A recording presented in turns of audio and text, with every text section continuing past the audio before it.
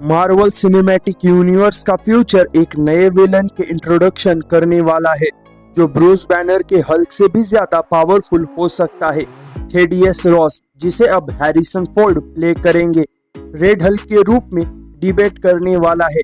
Red Hulk ने comics में अपनी स्ट्रेंथ और इंटेलिजेंस से हल्क को कई बार टक्कर दी है। क्या एमसीयू का स्मार्ट हल्क रेड हल्क का सामना करने के लिए तैयार होगा, और क्या ब्रूस बैनर अपनी पहली वाली रेज वापस पा सकेगा ताकि इस नए विलन को हरा सके?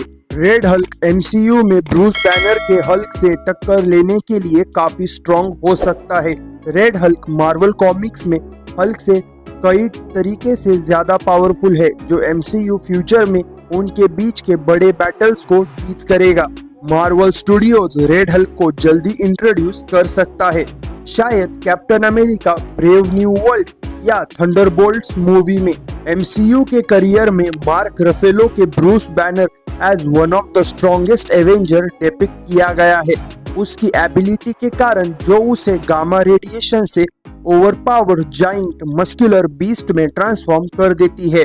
ब्रूस बैनर के हल्क ने कई बार प्रूव किया है कि वो स्ट्रॉन्गेस्ट एवेंजर है, लेकिन मार्वल स्टूडियोज जल्दी ही एक ऐसा विलन को इंट्रोड्यूस करने वाला है जो उसके अगेंस्ट पावरफुल हो सकता है। पहले लेट विलियम हर्ट द्वारा पोर्ट्रेट किया गया थेडियस रॉस को अब हैरिसन फोर्ड प्ले करेंगे मार्वल स्टूडियोज के upcoming movie captain America Brave New world में। रॉस नए president of the United state बनेंगे।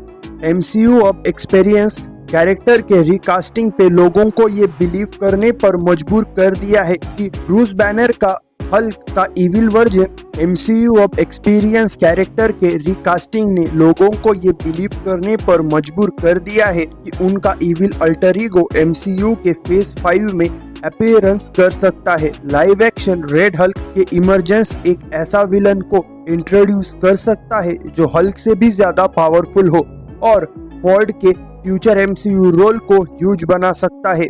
रेड हल्क ने मार्वल कॉमिक्स में अपना डिबेट 2008 के हल्क वॉल्यूम 2 चैप्टर 1 में किया था, लेकिन 2010 के world war Hulk story line तक ये रिवील नहीं हुआ कि ये villainous Hulk actually general Thaddeus Ross का अल्टर ईगो है। वर्ल्ड वॉर हल्क इवेंट के दौरान मैडॉक लीडर और डॉक सैमसन ने हल्क के पावर्स को स्टडी किया और रॉस को हल्क की एबिलिटी से इम्ब्यूडेट कर दिया, जिससे वो विलनस रेड हल्क में ट्रांसफॉर्म हुआ। सिमिलर स्ट्रेंथ और साइज होने के बावजूद भी थेडियस रॉस का रेड हल्क अपनी एबिलिटीज पर बेटर कंट्रोल रखता है और उसके पास दूसरे गिफ्ट भी है जो ब्रूस बैनर के पास नहीं है।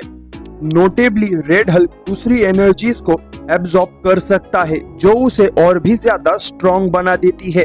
अपनी पहली मार्वल कॉमिक स्टोरीज में रेड हल्क ने सिल्वर सल्फर के कॉस्मिक पावर्स को एब्जॉर्ब किया था, लेकिन इस पावर के ओवरयूज ने उसे अपनी ह्यूमन फॉर्म में रिवर्ट होने के लायक नहीं छोड़ा। रेड हल्क ने हल्क के गामा एनर्जी को भी चुरा लिया था। बैनर से ज्यादा ब्रूटल और टैक्टिकल इंटेलिजेंट और अपने हल्क फॉर्म में हीट एमिट करने की एबिलिटी भी रखता है, कभी कभी इतना कि सैंड को ग्लास में मेल्ट कर सकता है। रेड हल्क इंडीड ज्यादा पावरफुल लगता है हल्क से। हल्क ने यूजुअली रेड हल्क को कई बार डिफीट किया है कॉमिक्स में, अक्सर दूसरे नोटेबल हीरोज की मदद से। मार्क रफेलो ने स्मार्ट हल्क के रूप में 2019 के एवेंजर्स एंड गेम में डिबेट किया, जो रिवील करता है कि ब्लीप के दौरान ह्यूमन बैनर और हल्क पर्सोना को एक बॉडी में मर्ज किया गया। इसने हल्क की पर्सनैलिटी में ड्रामेटिक चेंज किया, जो उसे एक कम एंग्री कैरेक्टर बना देता है।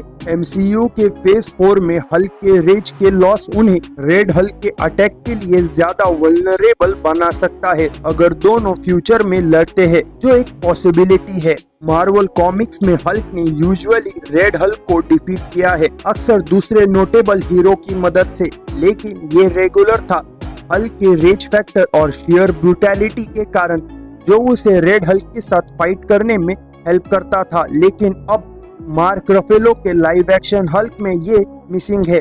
हल्क को फेज 4 में विकर करने के बारे में कुछ क्रिटिसिज्म भी हुए हैं और ये एक बैटल के दौरान रेड हल्क के अगेंस्ट अपने चार्म पर पहुंच सकता है, क्योंकि ब्रूस बैनर का हल्क शायद पावरफुल नए विलन को टक्कर देने के लिए सिंपली स्ट्रॉन्ग नहीं होगा।